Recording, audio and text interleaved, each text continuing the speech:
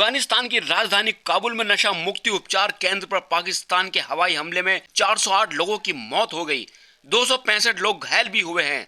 हमले में 2000 से ज्यादा इस अस्पताल का बड़ा हिस्सा मलबे में तब्दील हो गया। अफगानिस्तान की तालिबान सरकार ने कहा, निर्दोष लोगों की हत्या के पाकिस्तान के इस क्रूर का बड़ा कड़ा जवाब दिया जाएगा। पाकिस्तान ने दावा किया कि उसने आतंकी ठिकानों को निशाना बनाकर हमला किया।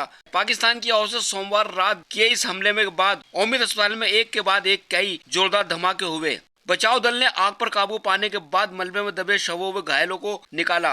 अफगानिस्तान के स्वास्थ्य मंत्रालय में प्रवक्ता शराफत जमा ने कहा कि अस्पताल के कई हिस्से नष्ट हो गए हैं।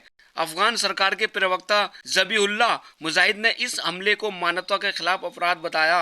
मारे गए वे घायल हुए लोगों में से ज्यादातर अस्पताल में इलाज करा रहे मरीज थे।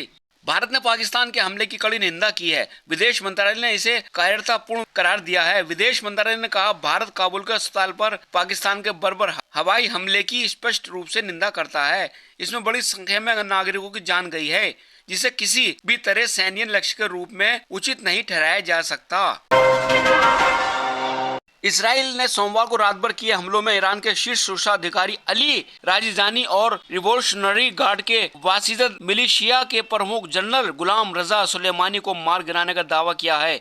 ईरान ने हालांकि इस दावे की पुष्टि या इससे इनकार नहीं किया। इस बीच ईरान ने खाड़ी के पड़ोसी देशों पर और इसराइल पर मिसाइलों की ड्रोन से हमले किए। इसराइल के रक्षा मंत्री इसराइल काटिज ने कहा कि ईरान के सर्वोच्च राष्ट्रीय सुरक्षा परिषद के सचिव लारिजानी और बासिद प्रमुख जनरल सुलेमानी को मार गिराया गया।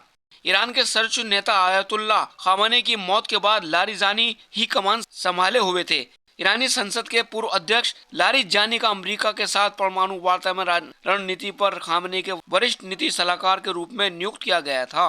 अमेरिका के राष्ट्रीय आतंक रोधी केंद्र के निदेशक जो केंट ने ईरान युद्ध से नाराज होकर इस्तीफा दे दिया है। केंट ने कहा, ईरान से अमेरिका को तत्काल कोई खतरा नहीं था। युद्ध इसराइल और उसकी शक्तिशाली अमेरिकी लॉबी के दबाव में शुरू किया था।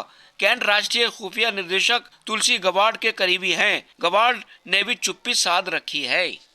ईरान के सर्वोच्च नेता मुज्तबा खामेनी ने दो मध्य देशों की ओर से भेजा गया युद्ध विराम का प्रस्ताव खारिज कर दिया है।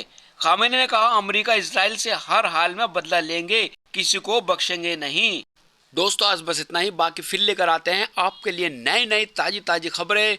तब तक बने रहिएगा अपने चैनल स्टार टाइम्स लाइव के साथ।